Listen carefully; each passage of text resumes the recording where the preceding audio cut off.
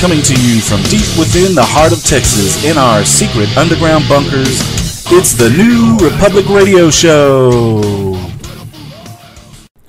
Welcome everyone to the Wednesday quick edition of the New Republic Show. I'm your host, Keith Clark.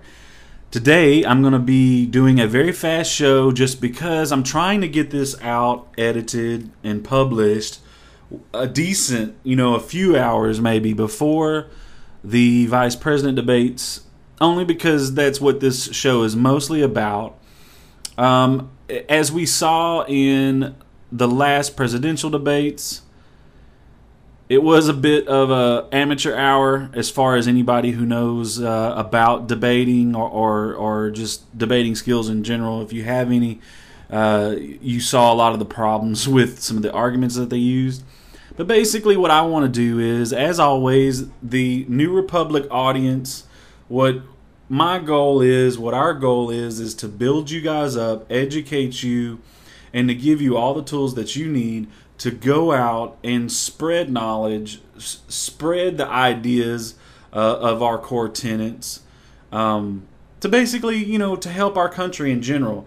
And to have you guys in the dark about a lot of this stuff, I just don't think is a good thing. So I'm going to do my best job to make this entertaining, quick to the point, and give you a few little ideas and some stuff that you can identify of what's going on. And maybe if you write this down, maybe you can become good enough with it that you can call people on it every time they use these type of stupid arguments, anytime that they're trying to argue, because most people try to argue and not debate on certain things.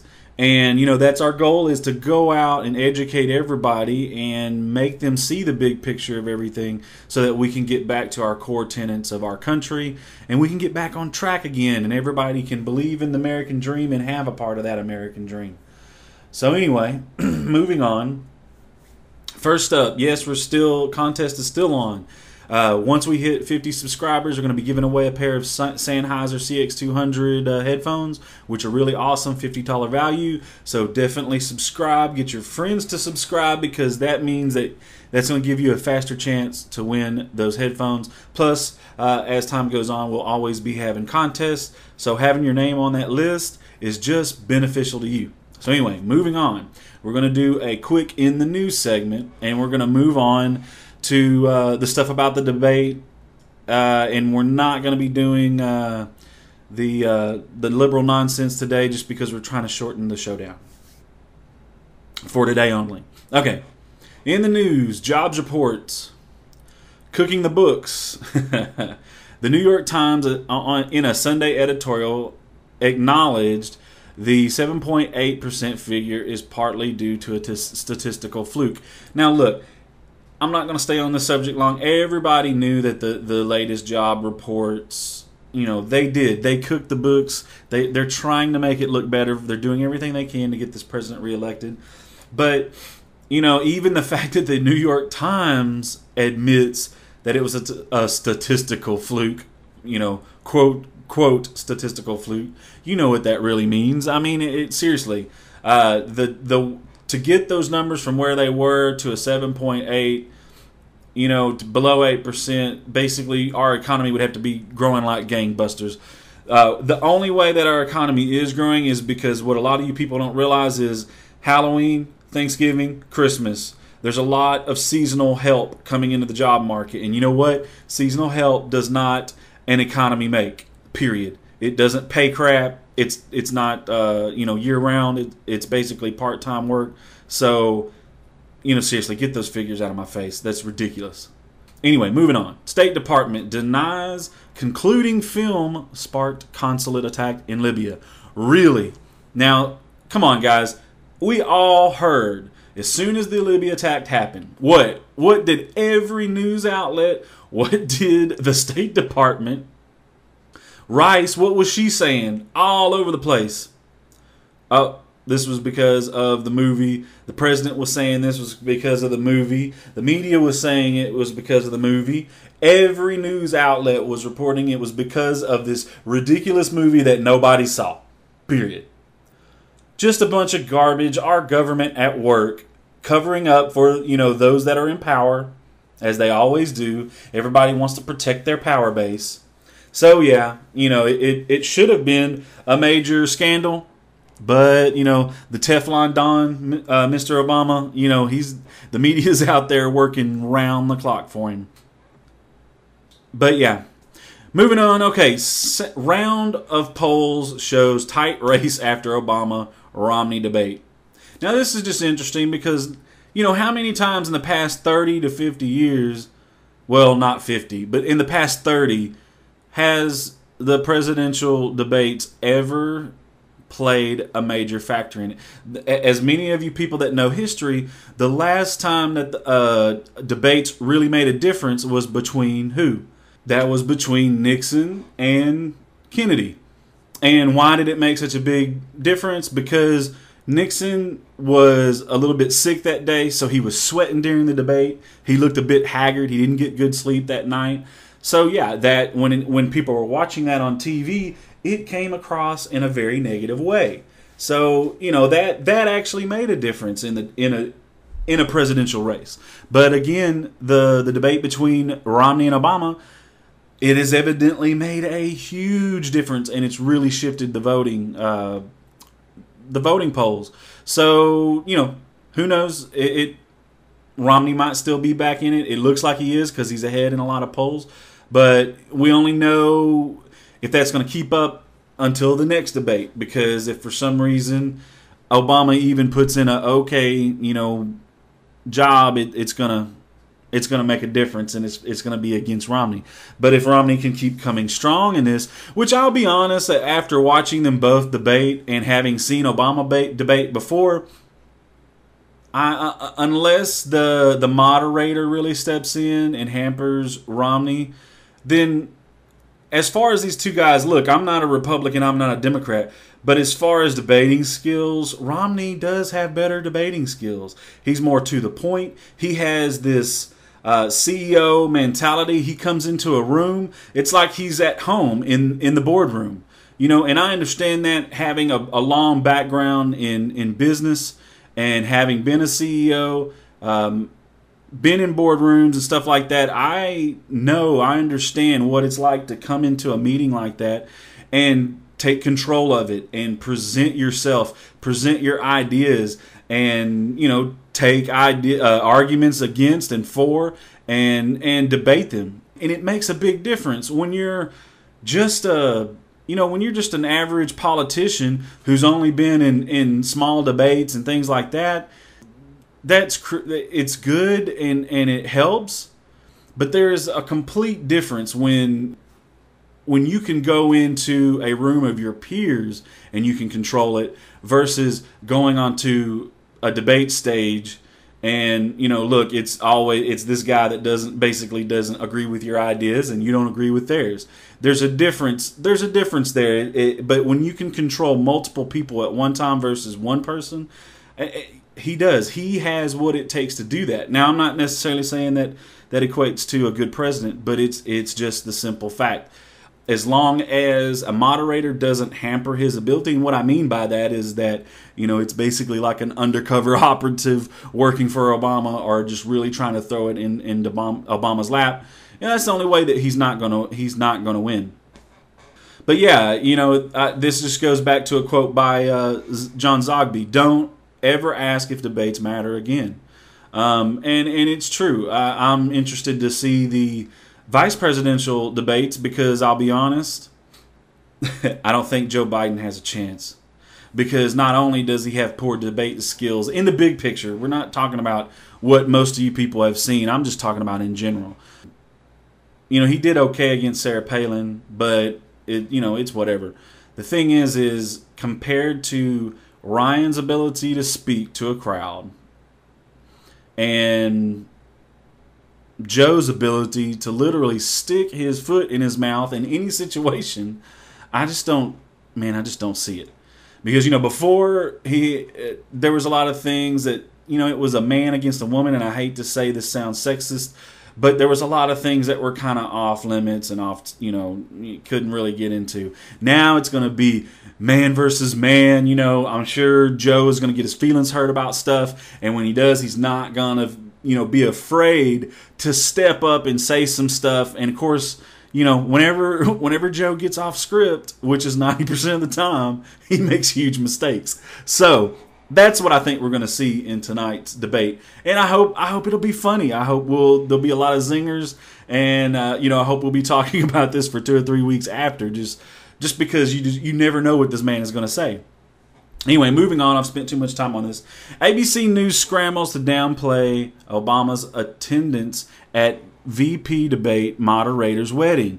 Okay, what many of you people don't know, and it's not being reported in the big media for the most part, and as you see here in ABC, it's just trying to be downplayed. But the vice president debate tonight, okay, the moderator, Obama was in attendance at the moderator's wedding. Okay, the White House tried to say that no, it's just that everybody from Harvard Law went to this wedding, so there was, everybody was there that was from, that was in that same class with them. Reports show that there was only like 60 people at this wedding. So again, that's false. Not everybody was there from the Harvard Law Review, basically. So this is going to be interesting, because how does somebody so close to the Obama administration, how do they moderate this vice president debate on equal grounds? Now, granted, for the past 10 or 15 years, any Republican candidate has faced this. It's always been liberal debate moderators.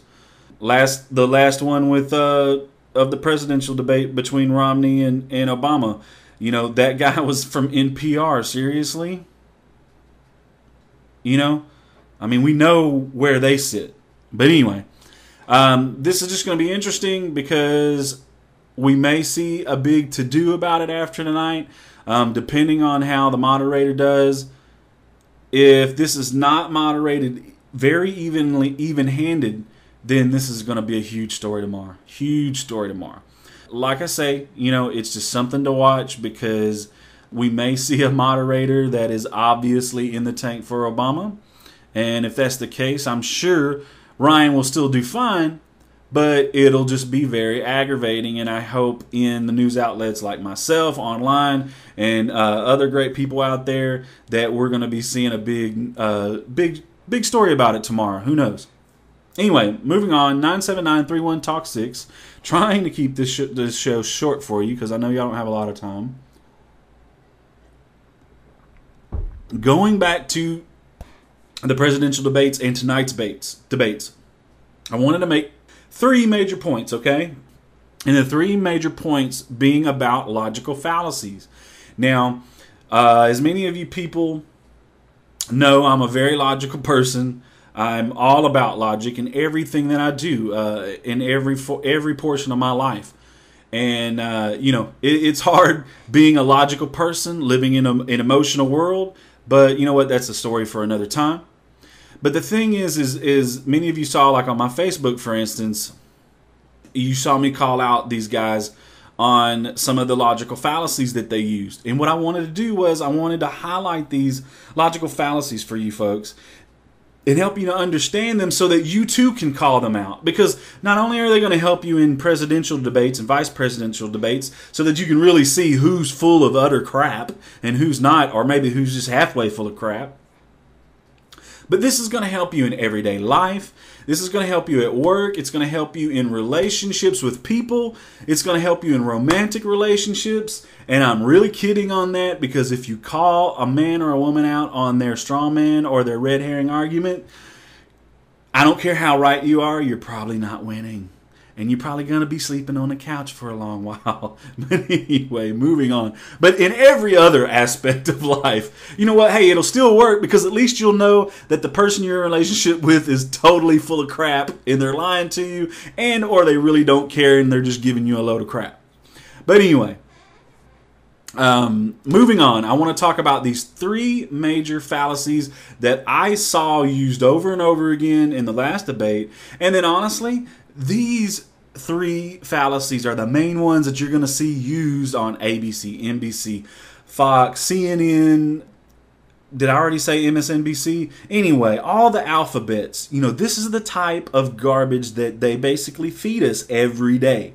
But I want you guys to be able to call this out and see it, identify it, and understand what it's trying to do. Okay, so write these 3 terms down: ad hominem, straw man, and red herring. Okay, these are 3 types of arguments that people most use when they are in a weak position. Basically, when they're either wrong, or when they don't have an answer, or when their answer is honestly not the correct answer and they're still trying to push it on you. Okay? All right. We're just going to do ad hominem first. All right? An ad hominem argument is any that attempts to counter another's claim or conclusions by attacking the person, rather than addressing the argument itself. The goal is to discredit the argument by discrediting the person advocating the argument.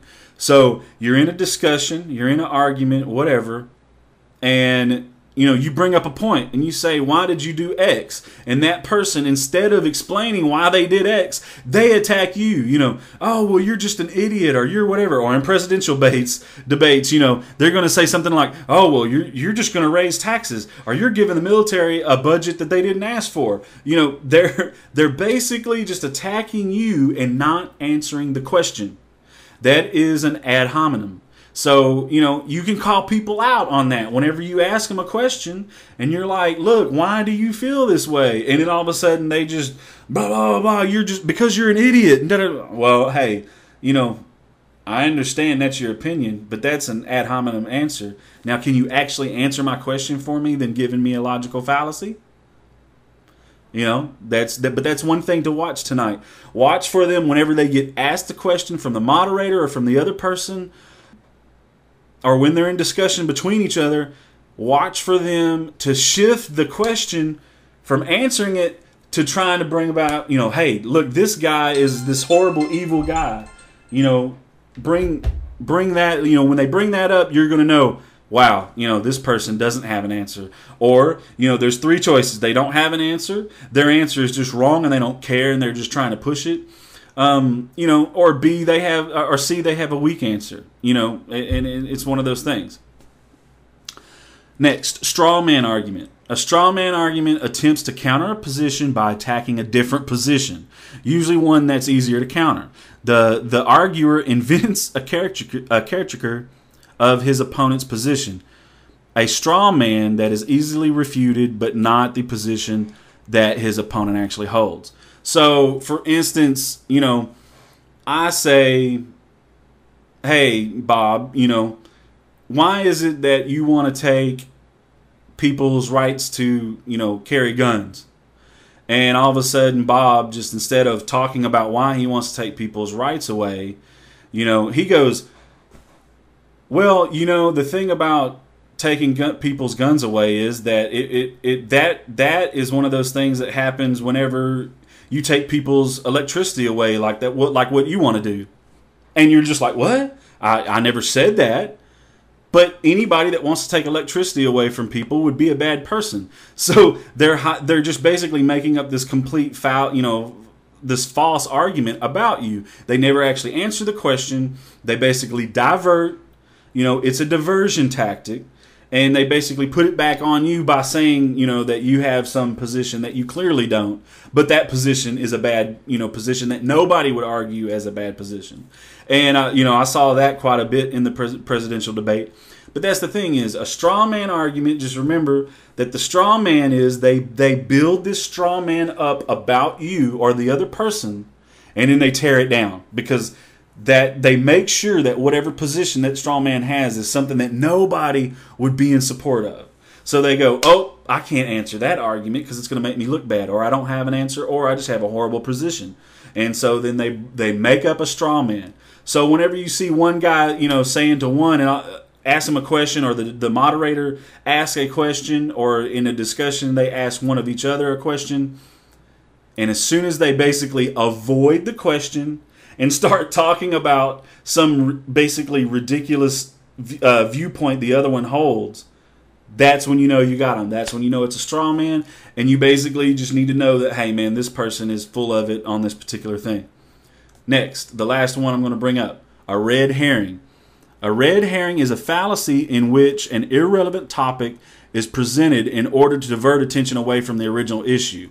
The basic idea is to win an argument by leading attention away from the argument and to another topic. So it's very similar to the straw man, but a red herring is more like a chase. Think about the straw man. You know, I'm going to set up a fake argument, and that argument's going to sit there, and I'm going to tear that straw man down. A red herring is like a chase. That fish is going to jump back in the water and take off. Okay, what it's doing is you're asked a question on a topic, and then all of a sudden you say, yes, taking welfare away from everybody is a horrible thing, but what's really bad is war. War is something that we really need to recognize and take care of. Okay, that argument is basically you fakely addressed the question and then you moved on to this new whole thing. I saw that Obama's really good at that. That's something y'all should watch Obama for, because he's really great at red herrings. I mean, if you know what's going on, you know he's not winning the debate. However, if you're drinking the Kool-Aid, if you're an Obama Kool-Aid drinker, then yeah, you're just like, oh yeah, definitely war is something we need to address, when basically the topic was welfare, and that's the thing. So these are the type of arguments that I want you guys to pay attention to, because it's going to help you, number one, point out the illogical ideas that these people hold, and two, it's going to help you call them on it. And their supporters, whenever they bring this garbage up, you're going to be able to call them out on that. Whenever you ask them a question and they throw up a straw man, you're going to be like, look, that's just a straw man argument. You never answered my question. Now, let's get back to my question. On the red herring, it's like, well, hey, that was a great chase we just had there. Now, how about we come back from the red herring argument that you just gave me and answer my freaking question? And I would love, oh my gosh, dude, I would be rolling on the freaking floor if, one of these guys tonight called each other out on these particular arguments that they're giving. But that's the thing. Ad hominem, straw man, red herring. Just remember, ad hominem is just I'm attacking the person, not the argument. Straw man is I'm building up a fake argument and I'm going to tear it down because it's just a straw man. And then red herring, I'm going to take you off on a rabbit chase, on a red herring rather. I don't use the rabbit analogy, that will confuse you. But anyway, I'm going to take you off. The red herring is going to jump back in the water and take you off on a chase. Okay, and it's not going to ever answer the question. Just like the straw man's never going to answer the question, it's just going to bring up a whole new thing, build it up, and tear it down right in front of you, not answering the original question. And in the ad hominem, that's not going to answer the original question. It's just going to attack you or the other person. These are three of the most common things that I see. This happens on the internet. This happens in daily life. This happens in relationships. This happens at the dinner table with your family. These are the type of things that we need to call people on. And I just want to give you a few little tools. If you can just remember these three particular fallacy arguments, you will be not 10, not 20, you'll be 50 steps ahead of the game in any particular situation. So anyway, moving on to basically the end of the show, because I'm not going to do the liberal nonsense segment, because we're trying to get this show out and edited and get it up, posted up, so you guys can listen to it. Hope you guys enjoy the debate tonight. Hopefully in the next couple of days we'll have plenty of things to talk about, plenty of things to joke and laugh about. Also, sorry I haven't been on the air, been having technical problems with some of my very important hard drives, so that's the reason why the show's been postponed. It looks like we're back in business. I hope so. So everybody, whatever you believe, cross your fingers, say a prayer, throw some salt, say a positive prayer if you don't believe in regular prayer. Whatever it is, just throw some positive vibes my way. and I will do the same for you. Again, as usual, take care of your community will take care of you. Have a great day. Spread some love, spread some happiness. I'm your host, Keith Clark, and I'm out.